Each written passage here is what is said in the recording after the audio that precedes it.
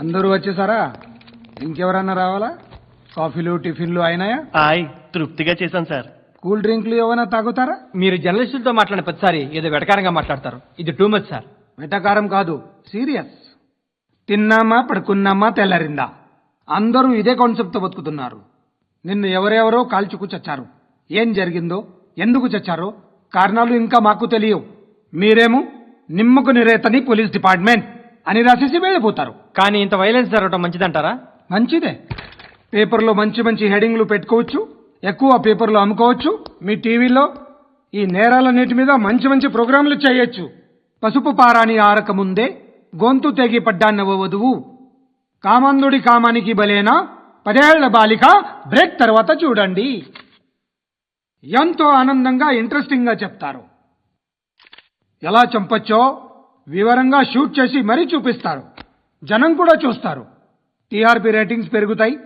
పుష్కలమైన యాడ్లు, డబ్బుకు డబ్బు. తిన్నామా పడుకున్నామా తెల్లారిందా, మళ్ళీ టిఫిన్ చేస్తాం. వైలెన్స్ ఎక్కువ అయిపోయిందని అంటుంటాం. కానీ అలాంటి సినిమాలకే కలెక్షన్లు ఎక్కువ ఉంటాయి. గాంధీ సినిమా ఇండియాలో 100 రోజులు ఆడదు.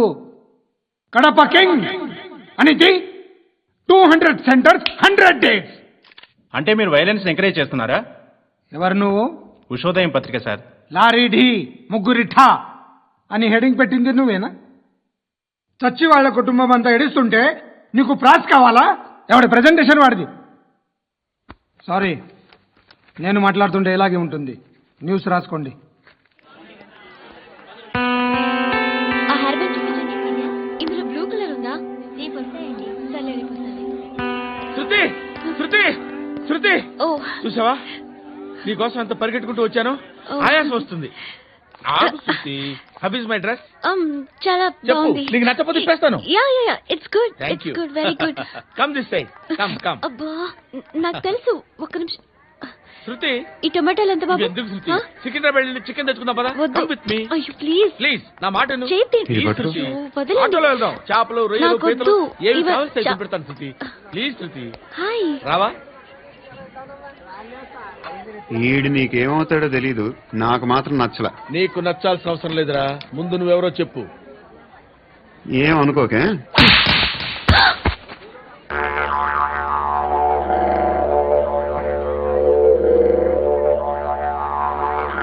పోయాడా? లేదు, పోసాడు.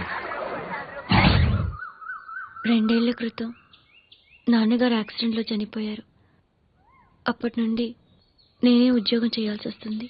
అమ్మ, నేను, తమ్ముడు ఏదో ఒక పని చేస్తే గానీ గడవదు. ఇవన్నీ నాకు ప్రాబ్లమ్స్ కావు. కానీ మగదిక్కు లేని కుటుంబాన్ని చాలా చులకనగా చూస్తారు అందరూ. ఏదో వంకతో అందరూ నా కోసం చూసేవాళ్లే. మగాళ్ళంటేనే చిరాకేస్తుంది. మొన్నొక్కడు అమ్మతో చాలా నీచంగా మాట్లాడాడంట. నన్ను ఉంచుకుంటానని చెప్పాడంట. ఎవడాడు? హే, లీవ్ ఇట్. ఎవడాడు? ఎవరైతే నేను వదిలే. మా మీద మాకే విరక్తి కలుగుతుంది. ఎవడాడు? ఎవరైతే నేను అందరూ ఒక్కటే. That's why we need some support. We need a person. ఎవడాడు?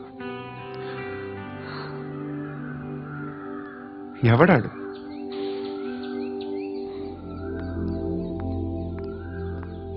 నేను బిల్డర్ విశ్వనాథన్ సార్. వాడు మళ్ళీ బెదిరిస్తున్నాడు సార్. ప్రాపర్టీ వదిలి వెళ్ళిపోమన్నాడు సార్. సార్, లేకపోతే నా కొడుకుని చంపుతా అంటాడు సార్.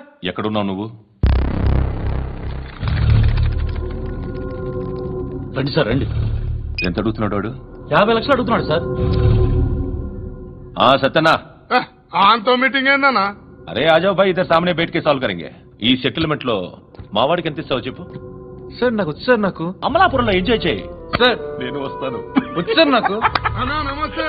అన్నా అన్నా, రా రా రా రా. ఏందన్నా నవ్వుతున్నావు? నన్ను చూసా? కాదన్నా, కొత్త కానిస్టేబుల్ డిపార్ట్మెంట్ లో జాయిన్ అయ్యాడు. డబ్బే వద్దట. ఇలాంటి అమాయకులు మన డిపార్ట్మెంట్ ఎలా బతుకుతారో తెలియదు. ఫైరింగే రాదు, మళ్ళీ షూటింగ్ లో ఫస్ట్ ప్లేస్ అట్ట. అన్నని చూసి నేర్చుకోవాలరా మనం. దేనికైనా ధైర్యం ఉండాలి. గంతి, ట్రైనింగ్ లో ఏం నేర్చుకున్నా చూపించు. సార్ ఏం చేయి, ఏం చేయి, నేను చెప్తున్నాను కదా. ఏం చేయి, ఏం పర్వాలా, మనసారా ఏమనుకోడు. కాల్చురా.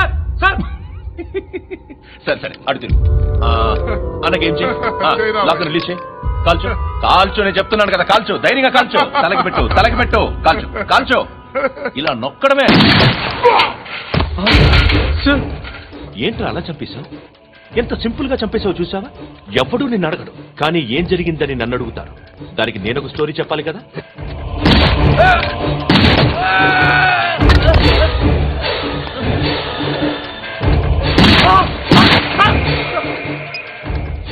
హలో సార్ ఇక్కడ పాత రౌడీ షీటర్ సత్తన్న మన కానిస్టేబుల్ ఆనంద్ ఒకరినొకరిని కాల్చుకొని చనిపోయారు సార్ మన వాళ్ళని కొంచెం అర్జెంట్గా పంపించండి